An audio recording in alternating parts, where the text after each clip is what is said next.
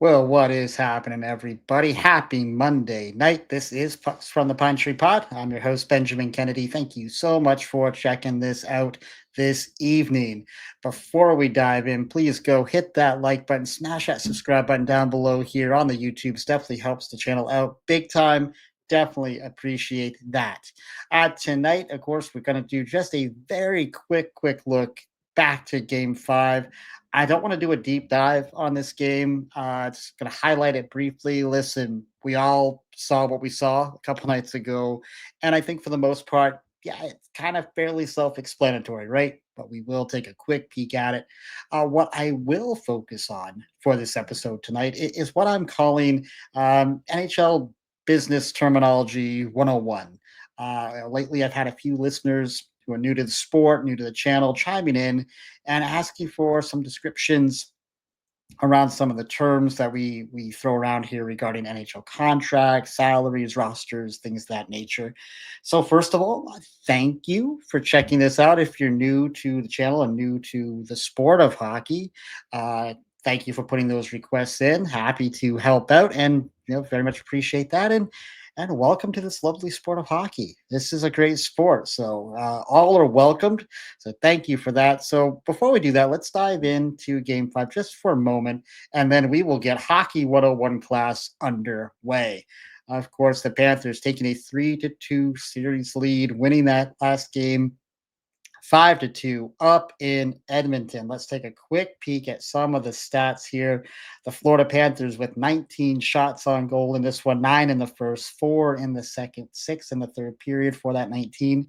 Edmonton, 3 in the first, bad start, 8 in the second, 10 in the third for a total of 21 shots on goal. Power play 0 for 2 for the Florida Panthers, 0 for 3 for Edmonton. The face-off circle, the Florida Panthers at 53.7%, and the Edmonton Oilers 46.3. Goal scorers in this one going to the first period. It's Brad Marchand getting it started at the 9:12 mark, assisted by Lundell. Just a disgusting goal. That's just amazing. We'll talk a little bit about that one. Sam Bennett towards the end of that period at the 18:06 mark, getting his 15th of the playoffs, assisted by Matthew Tkachuk, making it 2-0. No goals scored in that second period. It's Brad Marchand again kicking it off in the third period, making it 3-0 at the 5:12 mark, his 10th of the playoffs, assisted by Lusterinen. Connor McDavid getting his 7th of the playoffs at the 7:24 mark. Did for just a brief second, made it interesting there at 3-1. Then Sam Reinhart at the 8:10 mark, his 7th of the playoffs, making it 4-1, assisted by Barkov. Corey Perry adds one to make it 4-2 at the 16:47 mark. That was an assisted by Draisaitl and Darnell Nurse. And then it's Arena with an empty netter from about, I'd say, 155, 160 feet away to make it 5-2. Um, Yuck. That's the first word I can think of. But let's talk about the good here first, because I don't want to just make this negative. But man, what have we learned about Florida? I mean, listen, we've seen them do this song and dance before, but when Florida wants to, they will, right? When they play up to their standard, when they want to do what they want to do, they are just, not only are they hard to beat, they can completely exert their will and their style of play on the opponent. And we're seeing it doesn't really matter who the opponent is when you got, doing this against a team like Edmonton. Listen, this series has delivered 3 classic overtimes, but in the 2 lopsided games, it's been all Florida doing whatever they want to do whenever they want to do it. Just impressive to say the least, especially when you understand the familiarity that these teams have, having gone through this a year ago. And listen, Brad Marchand, just nutso, man. Just absolutely nuts what he's doing out here in this playoff series. Just seeing his tenacity, his skating, his puck hounding out there. I mean, man, did somebody tell him it's not 2011 anymore? Like, that was 14 years ago he was doing this stuff, and he's still out there doing it now, just playing the game on easy mode and having fun with it. Um, yeah, that first goal he scores in that first period, catches that home flat-footed off that center face off. showing left, shooting right. And that's just a play you really shouldn't be able to pull off in a Stanley Cup final, but an absolutely smart play by a very smart player. Just amazing. And of course, he does make some history here. Only the second player over the last 59 years to score at least 5 goals in 2 separate Stanley Cup finals. Of course, he did it back in 2011 against Vancouver. The only other player to do this, Mario Lemieux. So keeping good company, but history absolutely made. Uh, Conn Smythe, perhaps for Brad. Maybe it's Sam Bennett. Listen, if maybe Leon Draisaitl, he's had a good series too. We'll save that conversation though for a later date. But turning to Edmonton, man, like what in the world was that? Like, what was that game five? Like, listen, I know the commentators were talking about, oh, kind of surprised they only had 1 day off in between, and Edmonton looks a little sluggish in this one. And yeah, but both teams have the same disadvantage of having to fly out west. You lose a couple hours, only the 1 day off, and the Oilers had no energy, no legs, like no shots on goal. I mean, you only had three in the first period, only 11 through 2 periods. That's just not going to get it done. And it's just not going to get it done. And like doing this in front of your home crowd in such a critical game five, and that's what you cook up. Like, yeah, I know there's another team out there playing against you, but we've seen so much better from this team. And I mean, if I'm a fan of the Oilers, I'm looking at that like it's one of those games where I would say, yeah, we don't deserve to win this. Like if I'm trying to be objective and I'm being a fan, I've said that about my Bruins a bunch over the years, like watching them play and being like, Yeah, we don't deserve this one." And that's exactly what it looked like in game five. And I'm just a little surprised because they've gone through this last year against this, and I know the team's a little different, but essentially the same team. I just expected so much more out of that game five, and they just laid a dud, man. What a dud. You offered nothing in this game, and it completely showed. So, will we see some fight in them game six? People were asking me today, like, what's your gut feeling on game six? And my gut feeling tells me, well, if it's anything close to game five, we're going to see Florida win 6-1, and it's going to be over. But the only question we really have to ask is what sort of mental fortitude does this Oilers team actually have? We've seen them bounce back. And I don't really feel like I can see them playing two just duds like this in a row with the cup in the building, everything on the line, having gone through this a year ago and all that disappointment. I do expect a better play, a better game from them in game six. But man, I don't know. I really don't have a great feel for what we're going to see come tomorrow night. Is Skinner back in net? Of course, that's being talked about a lot. Is it Skinner? Is it Pickard? Does it matter? Does it really matter? I guess that's how I would answer that. Is I don't really know if it matters. If the D are going to play that kind of passively like they did in Game Five, you put me in net. It's not going to not going to change much. No disrespect to Skinner and Pickard. I kid, I joke, but listen, Skinner through 14 playoff games, 891 save percentage. Pickers at 886 through 10 playoff games. So neither over 900. And listen, I heard some commentators today saying they don't need to be 930 or 940. And I kind of agree with that. They could just be like 900 or 905. Yeah, I mean, I agree with that comment. I think that was on the NHL radio, the morning show. I can't remember who was talking about that, so apologize. But yeah, I kind of agree. Just give us 900. Make it a 2 to 3 goal game instead of a 4 to 5 goal game. Give your team a chance. Yes, the defense has to play a lot better in front of these goaltenders, but they're going to have to make some saves. They're going to have to make some tough saves and make some great A's here for this series to get back to Edmonton. Of course, that game tomorrow night back in Miami, 8 p.m. puck drop. Of course, just because I'm selfish, I'm cheering for more hockey. I want to see a game seven. That'd be Friday night, if necessary. So cheering for that. But end of the day, yeah, we'll see what happens, man. It's just been such a weird, kind of awkward, uneven series. We have just these three beautiful games, classic thriller type games, and then two complete just stinkers. So hoping for another classic here in game number 6. All right. So I do think this is a good time of season for us to kind of turn the page and cover this kind of hockey terminology 101 topic for some of our new hockey fans out there, new listeners to the show. Of course, we're coming close to the NHL draft, free agency, and all the business side, what goes on in the off season. So I do want to preface this with a couple points as we dive in. Of course, you guys can see my board back here. Um, this is not going to be a fully extensive list on every term used regarding salaries or contracts or roster construction. So, if there's a term or topic I don't touch on, please write back to me, leave comments down below. I'll definitely circle back to it at a later date. Secondly, and big time here, I am in no way, shape, or form an expert when it comes to some of these topics around NHL business and contracts. Like just the salary cap alone is its own algorithm that unless you're in it, you really don't understand it. Um, so listen, feel free to call me out if I get something wrong or if you want further clarification and let me know. I'm not going to do like a super deep dive into each one of these topics because there's just a lot of nuance with some of the roster stuff and salaries and whatnot. And I just really don't want to put you all to sleep tonight, at least right now. But if you do want to dive deeper, website puckpedia.com, many hockey fans know it, wonderful website with all sorts of contract information and terminology and definitions and examples. I'm going to be referencing Puckpedia a little bit here tonight as we journey through.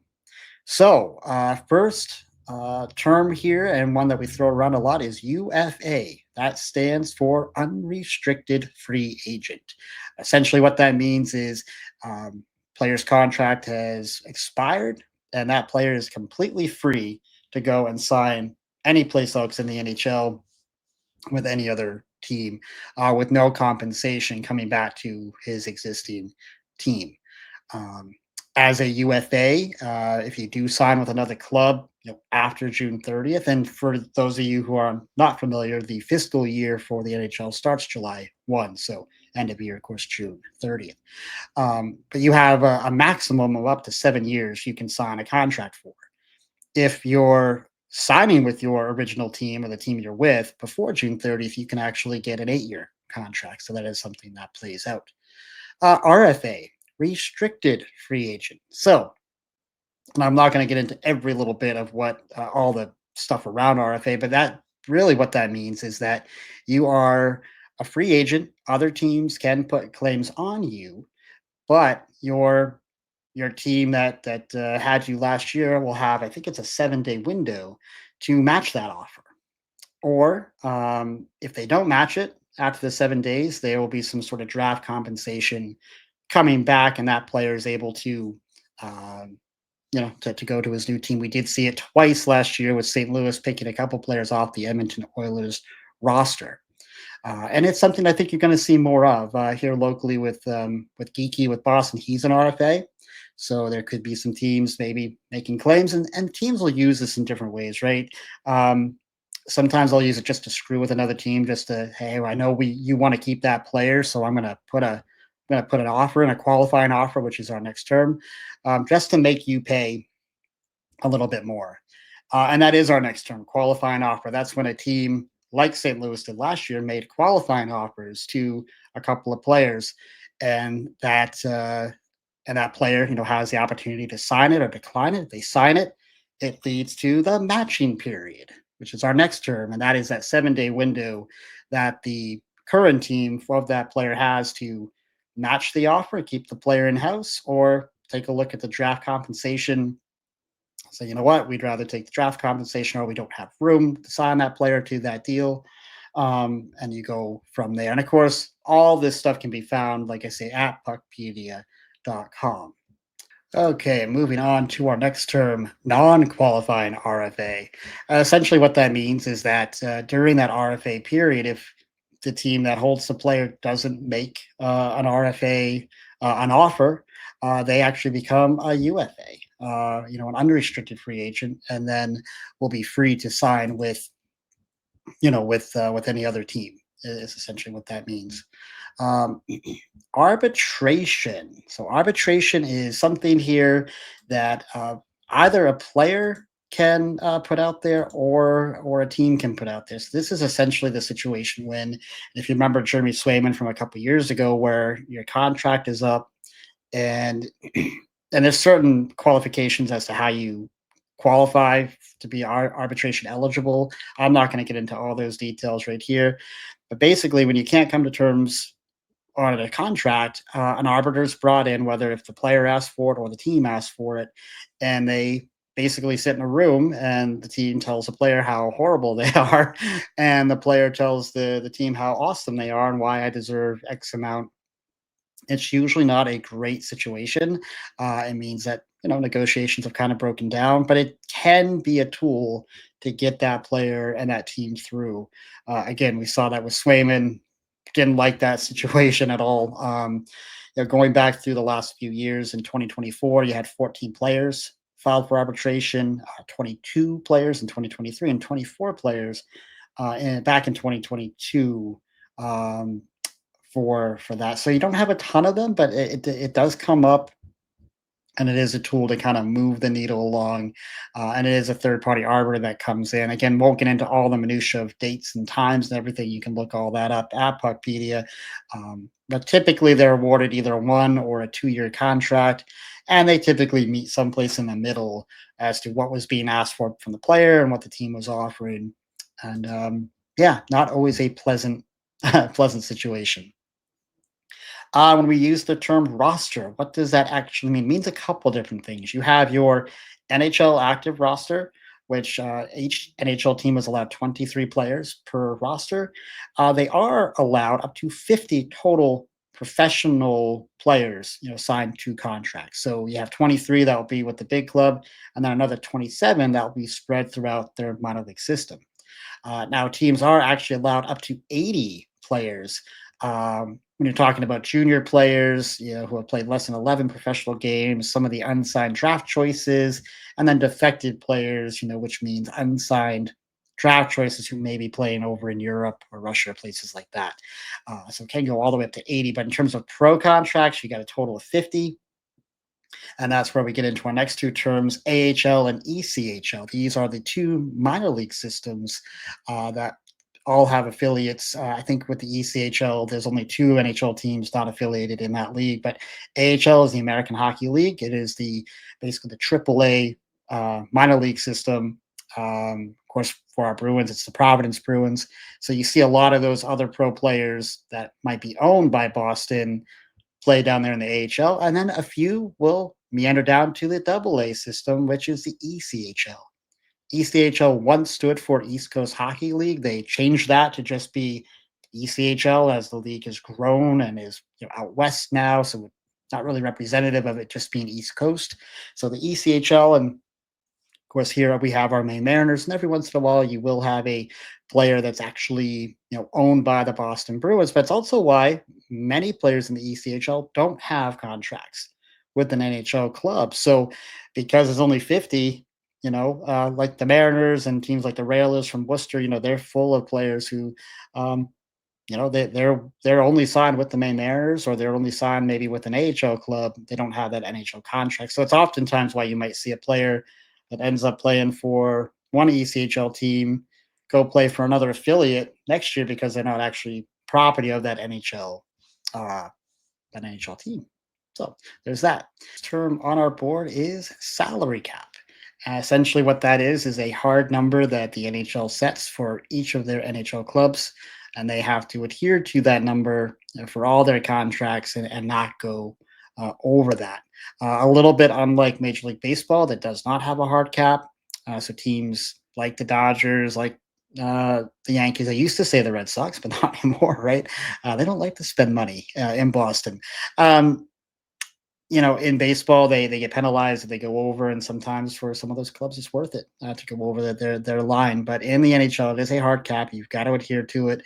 Every single team has capologists working for them because the way they kind of calculate it out, how you earn space, it's a little bit nuts how they have to. It's a whole science behind it.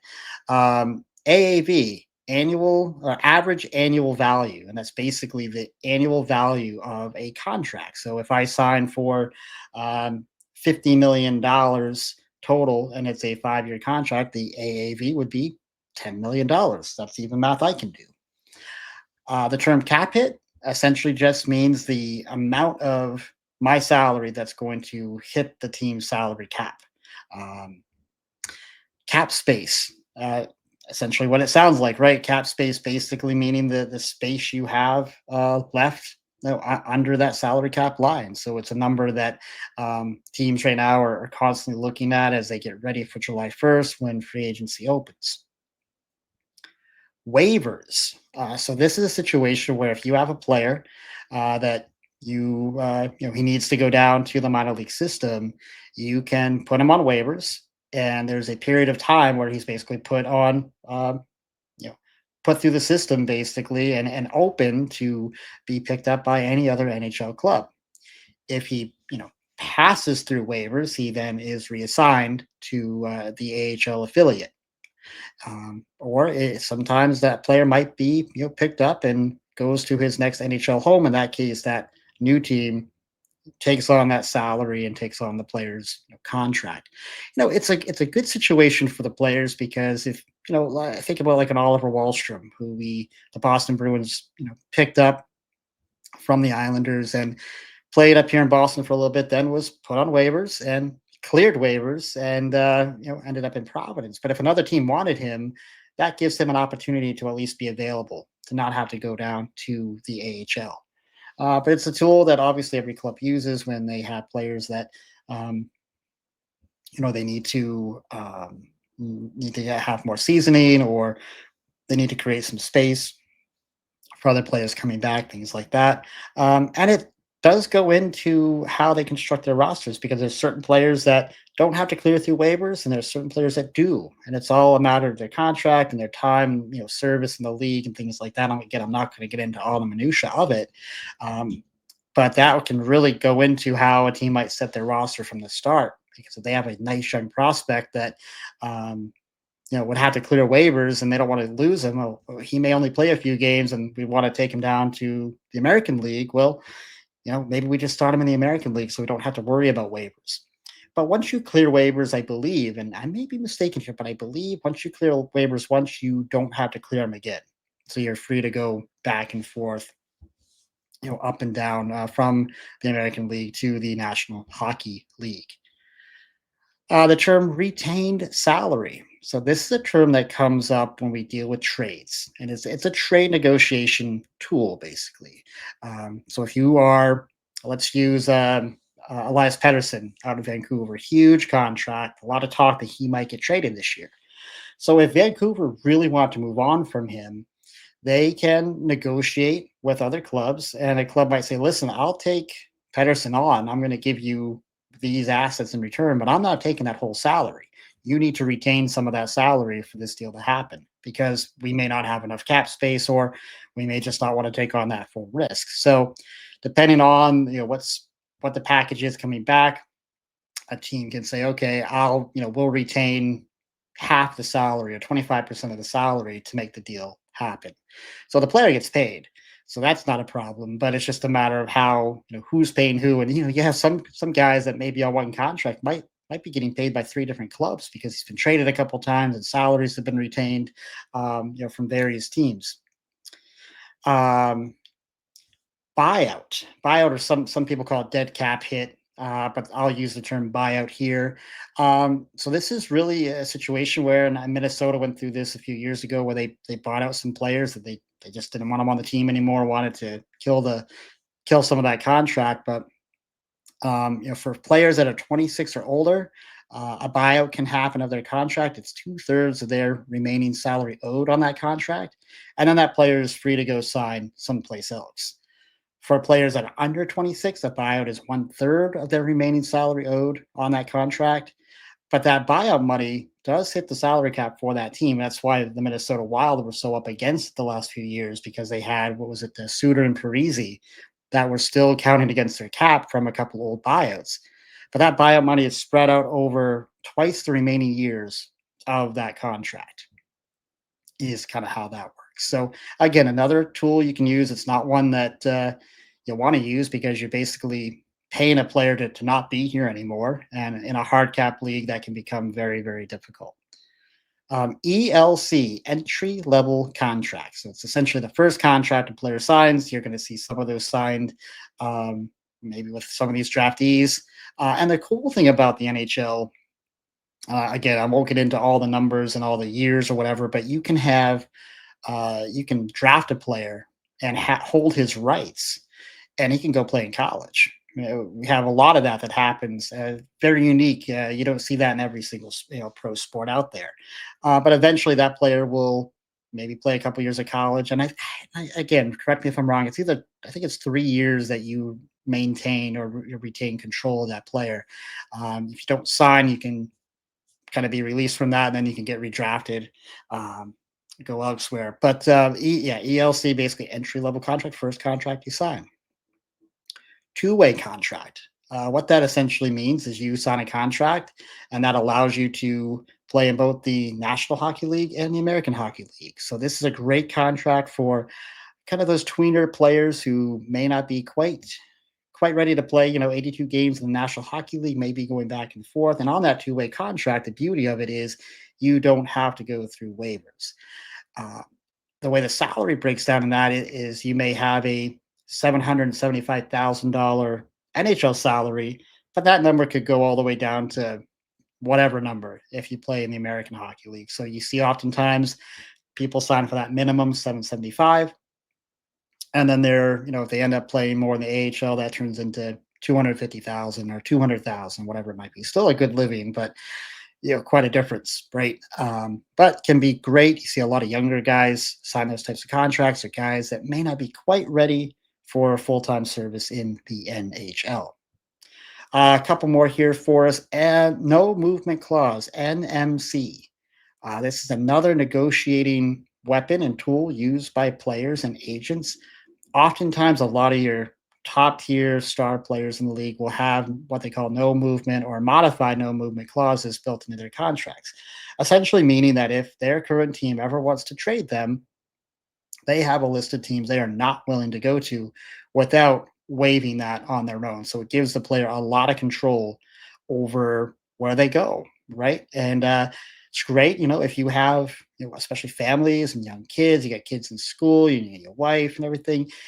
You don't want to just pick up and move if you don't have to. And if you're good enough and you have that ability to negotiate that with your agent and with the team, it's a great weapon. A lot of guys you see have full no movement clauses. Some may have a modified list of maybe 10 or 12. We just saw it with Chris Kreider with the Rangers. He actually had Anaheim on his no movement clause list. He was presented with the opportunity, waived that. So you can waive the rights, then move on to that team.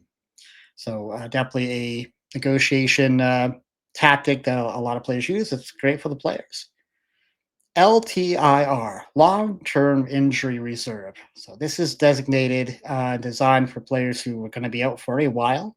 The beauty of this for teams, you put a player on LTIR, their salary cap actually comes off of your books in terms of the salary cap itself. So that opens that money up to go out and maybe get another player. Now, the trick of it is when that player comes back, that salary goes back on there. So you got to be very careful with how you maneuver that. We had it this year with Hampus Lindholm, ended up on LTIR. So it did open up some money for the Bruins. And I believe this is our last term here. Yes, CBA, collective bargaining agreement. This is the agreement between the players union and the NHL that basically acts as a living, breathing document of how we're going to do business together, from revenue sharing to salaries to roster construction and all sorts of other fun legal things that would just again make you go to sleep if you want to read it. But it's a very important piece of business that the players need, the owners need to basically to operate. Now, right now in the American Hockey League and the ECHL, they're actually under some negotiations with the PHPA, which is the players' union for the minor league system, because that agreement is actually coming due here June 30th. So I'm actually hopeful to have ECHL Maine Mariners owner Dexter Payne back on the show once that CBA is signed at that level to talk through that and see what he likes about where they ended up and how that's going to help the ECHL or help his team in particular. I know they've got meetings coming up here end of the month, and hopefully that deal can get signed. And yeah, I'll be happy to have him back on to talk about it. But that's essentially what CBA means. So, guys, I have no idea if any of this was at all helpful. I felt like I was kind of rambling a little bit, so I do apologize. For you grizzled hockey fans out there, these are all terms that you know in your sleep. But for somebody new to the sport, hopefully this was helpful. Yeah, any feedback you have for me, any criticisms of this, happy to hone in on my teacher skills, let's say. But I hope you guys gain something out of this. As always, guys, thank you so much for watching and listening here. If you do like what you're hearing, please don't forget to hit that like and subscribe button down below. Absolutely helps me out. And until next time, be kind, show love, and God bless.